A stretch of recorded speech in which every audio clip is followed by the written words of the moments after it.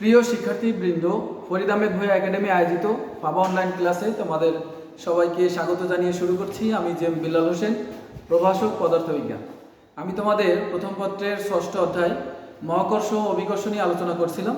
প্রথম ক্লাসে মহাকর্ষ নিয়ে আলোচনা করেছি, তারপরের ক্লাসে অভিকর্ষ নিয়ে আলোচনা করেছি। আজকের ক্লাসে আমি মুক্তিবেগ নিয়ে আলোচনা করব। মুক্তিবেগের রাশিমালা এবং পৃথিবীতে মুক্তিবেগের মান কত, এই সংক্রান্ত বিষয় নিয়ে আলোচনা করব। তো প্রথমে আমরা জানবো যে মুক্তিবেগ কি।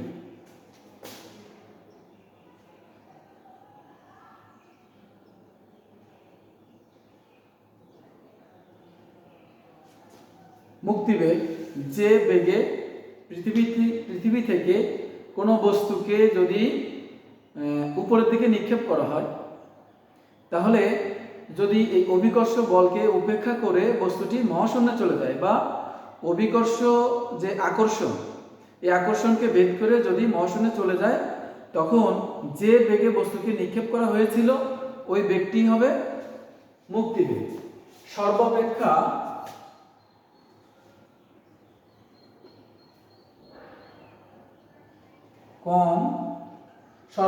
কম যে বেগে কোনো বস্তুকে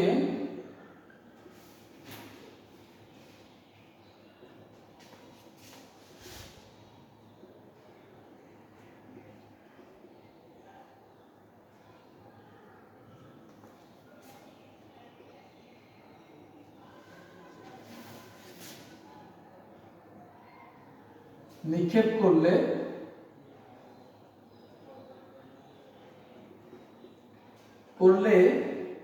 সেটি আর ফিরে আসে না, আর পৃথিবীতে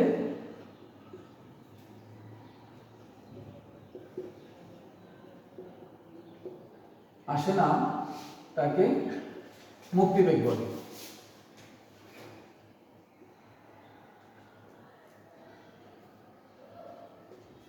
অর্থাৎ যে বেগে নিক্ষেপ করলে, পৃথিবী থেকে কোনো বস্তুকে যে বেগে নিক্ষেপ করলে সেটি আর ফিরে আসবে না, তখন সেই বেগকে বলা হয় মুক্তিবেগ। এখানে একটা কথা দেখো, লেখা আছে সর্বাপেক্ষা কম। এই কথাটা কেন বলা? কারণ যে এর থেকে যদি ধরে নাও এই হলো পৃথিবী, এখন এই পৃথিবী থেকে একটি বস্তুকে নিক্ষেপ করা হলো, একটি নির্দিষ্ট পরিমাণ বেগে নিক্ষেপ করা হলো, v1 বেগে নিক্ষেপ করা হলো, এটি ফিরে আসলো। এখন বেগ আবার বাড়ালাম, v2 ধরো এর থেকে আরেকটু বেশি, নিক্ষেপ করলাম, ফিরে আসলো। v3 নিক্ষেপ করলাম, এবার এই পর্যায়ে অর্থাৎ এই v3 আসার পরেই সে আর ফিরে আসলো না, অর্থাৎ এই পরিমাণ বেগের জন্য সে আর ফিরে আসলো না। কিন্তু এরপরে যদি বেগ আরো বাড়ানো হয়, v4 চলে যাবে, অর্থাৎ এরপরে ম্যাক্সিমাম যত বেগই থাকুক কি হবে, অভিকর্ষ বল বা এই মহাকর্ষ বল এই আকর্ষণকে ছিন্ন করে চলে যাবে। তো এই যে মানটা, যে সর্বনিম্ন যে মান, বেগের যে সর্বনিম্ন মানের জন্য সে কি করে, আর ফিরে আসে না, পৃথিবীতে আবার ফিরে আসে না। এই কারণে বলা হয় যে সর্বনিম্ন বা সর্বাপেক্ষা কম যে বেগে কোনো বস্তুকে পৃথিবী থেকে নিক্ষেপ করলে সেটি আর পৃথিবীতে ফিরে আসে না, সেই বেগকে বলা হয় মুক্তিবেগ। এই কারণে বলা হয় সর্বাপেক্ষা কম বা সর্বনিম্ন যে বেগের জন্য, অর্থাৎ বেগের ওই প্রান্তিক যে মান, যে মানের জন্যই সে এই আকর্ষণ ভেদ করে চলে গেছে, আর ফিরে আসে না। আমরা সাধারণত যদি কোনো বস্তুকে উপরে নিক্ষেপ করি, তাহলে কি হয়, আবার পৃথিবীর দিকে ফিরে আসে, অভিকর্ষ বলের কারণে পৃথিবীর দিকে ফিরে আসে। এই অভিকর্ষ বলকে উপেক্ষা করার জন্য যে বেগে বস্তুকে নিক্ষেপ করা হয়, সেই সর্বনিম্ন বেগকে বলা হয় মুক্তিবেগ। এখন এই মুক্তিবেগের সমীকরণ প্রতিপাদন করব। মুক্তিবেগের রাশিমালা।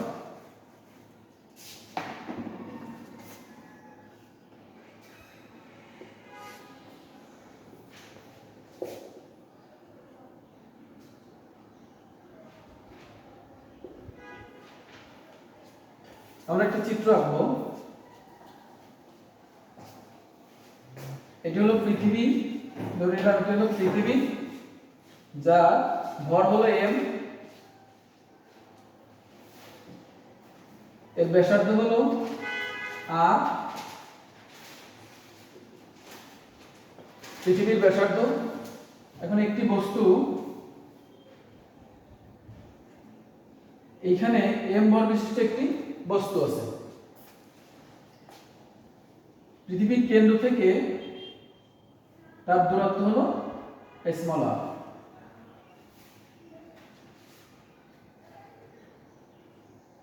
উপরের দিকে নিক্ষেপ করা হবে। এখানে দেখো এই যে পৃথিবীর কেন্দ্র m ভর বিশিষ্ট পৃথিবী, যার ব্যাসার্ধ হলো r, এখানে m ভর বিশিষ্ট একটি বস্তু আছে, এই বস্তুটিকে উপরের দিকে নিক্ষেপ করে তারপরে মুক্তিবেগ বের করতে হবে।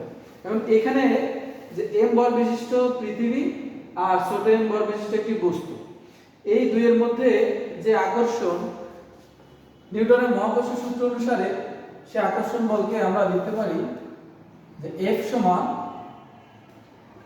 g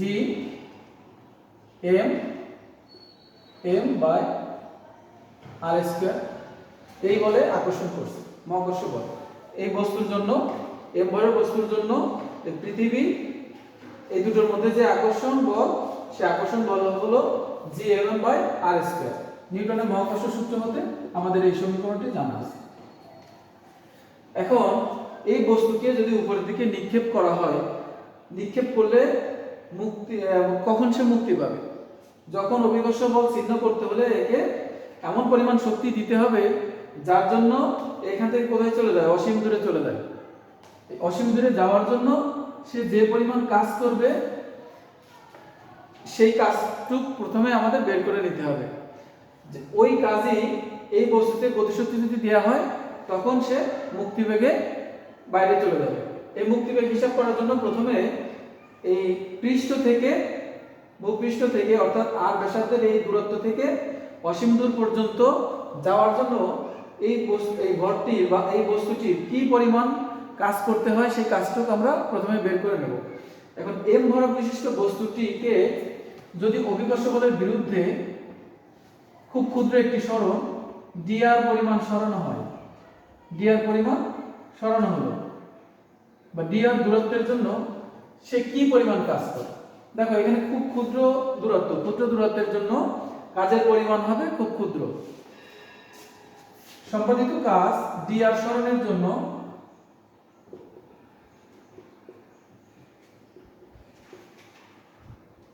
কৃত কাজ বা সম্পাদিত কাজ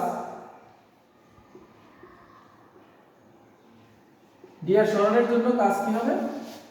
কাজ হবে dw, dw সমান f dr, যেহেতু বলের দিকে সরণ f dr। এখন এই কাজকে যদি কোন সীমা r সীমা থেকে শুরু করে যদি অসীম দূর পর্যন্ত নিয়ে যাওয়া যায়, অভিকর্ষ বল চিহ্ন করে অসীম দূর পর্যন্ত নিয়ে যাওয়া যায়, তখনই সে কোন বেগে যাবে? মুক্তি বেগে যাবে।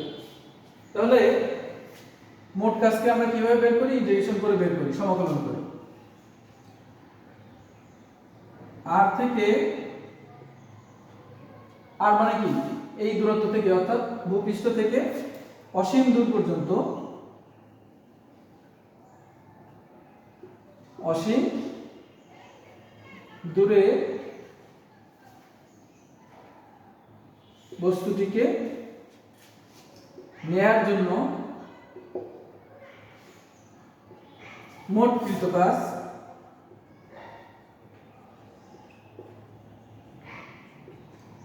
কাজ কি হবে? dw সমান ইন্টিগ্রেশন f dr, লিমিটটা কি হবে? r সীমা থেকে ইনফিনিটি সীমা। ইন্টিগ্রেশন অফ dw করলে সম্পাদিত মোট কাজ w, এখানে থাকে r টু ইনফিনিটি। f এর যে মান আমাদের ছিল, এই মানটুকু এখন ব্যবহার করব, যে g mm by r square, আর এখানে আছে dr। আমরা উপর থেকে মুছে দেই।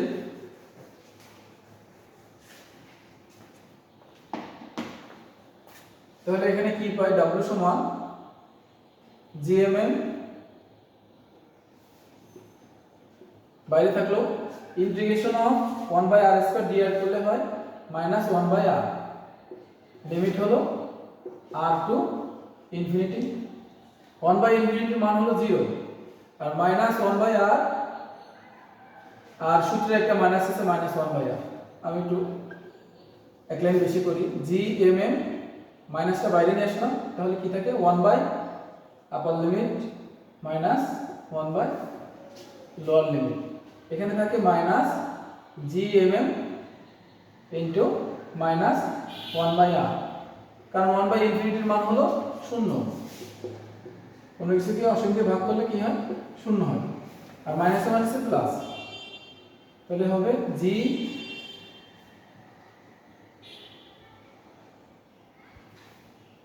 gmm/r। এইটুকুই হবে সম্পাদিত কাজ।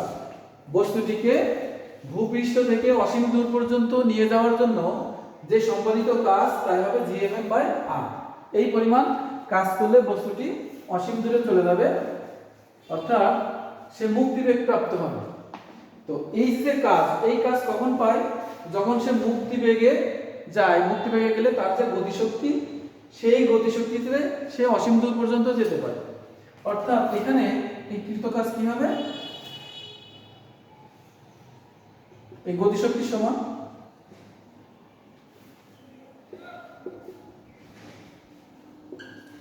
আর এই গতিশক্তি কোন গতিশক্তি? যার জন্য সে অসীমে চলে গেছে। মুক্তিবেগে নিয়ে যে গতিশক্তি, সেই গতিশক্তি। অর্থাৎ এখানে w সমান গতিশক্তি কি হবে? হাফ m, আর মুক্তিবেগ এসকেপ ভেলোসিটি এটা স্কয়ার। দেখো এই পরিমাণ শক্তি মুক্তিবেগ নিয়ে যাওয়ার সময় সে যে পরিমাণ শক্তি অর্জন করে, ওই পরিমাণ গতিশক্তি হবে অসীম পর্যন্ত যাওয়ার জন্য কৃতকাজের সমান। এই কারণে আমরা লিখলাম যে w সমান হাফ m v স্কয়ার। এই বেগটা হলো মুক্তিবেগ, এসকেপ ভেলোসিটি ve, অর্থাৎ যে বেগের জন্য বস্তুটি অভিকর্ষ প্রভাবকে উপেক্ষা করে সে চলে যেতে পারে। তাহলে এখান থেকে আমরা লিখব যে হাফ m ve স্কয়ার সমান w এর মান আমরা এই 2 নম্বর সমীকরণ থেকে লিখলাম gmm/r স্কয়ার। তাহলে এখান থেকে দেখো স্মল m কাটা গেল, থাকে ve সমান 2gm/r স্কয়ার। এই নিচে 2 এই পাশে চলে আসলো, আর a স্কয়ার এই পাশে এসে রুট হয়ে গেল।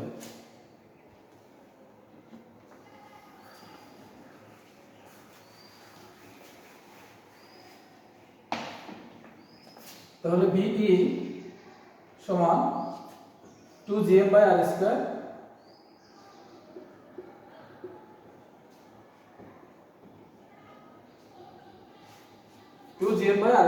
এই হলো একটি সমীকরণ। আবার আমরা জানি যে g সমান gm/r স্কয়ার।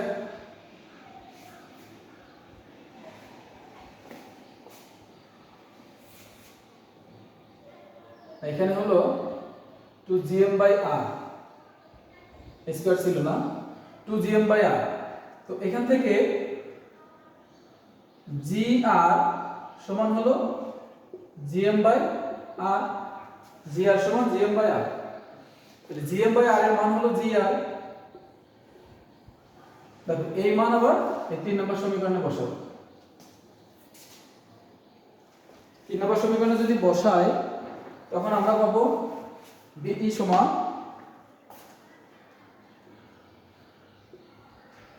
√, দেখো 2 আর gm/r এর মান হলো gr, 2gr। এটা হলো মুক্তিবেগের রাশিমালা, এই রাশিমালা আর একটা 2gm/r। এখন মুক্তিবেগের যে মান বের করব, মান বের করার ক্ষেত্রে আমরা জানি যে এখানে g এর মান হলো 9.8 মিটার পার সেকেন্ড স্কয়ার, আর r হলো পৃথিবীর ব্যাসার্ধ 6.4 × 10⁶ মিটার। এটাকে যদি আমরা ক্যালকুলেটরে করি তাহলে আমরা পাবো ve সমান 11.2 কেজি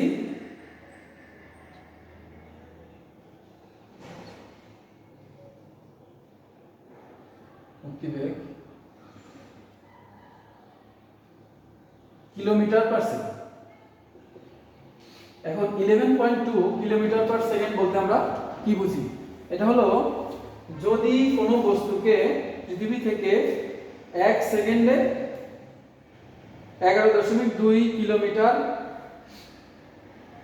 প্রতি সেকেন্ডে 11.2 কিলোমিটার করে যদি যায় বা তার বেগ 11.2 হয়, সেক্ষেত্রে বস্তুটি মুক্তিবেগে যেতে পারবে, অর্থাৎ সে আর পৃথিবীতে ফিরে আসবে না। তো প্রিয় শিক্ষার্থী, আজকে এইটুকুই আলোচনা ছিল। তো তোমাদের যদি এখানে বুঝতে কোনো সমস্যা হয় অবশ্যই আমাকে জানাবে। ধন্যবাদ।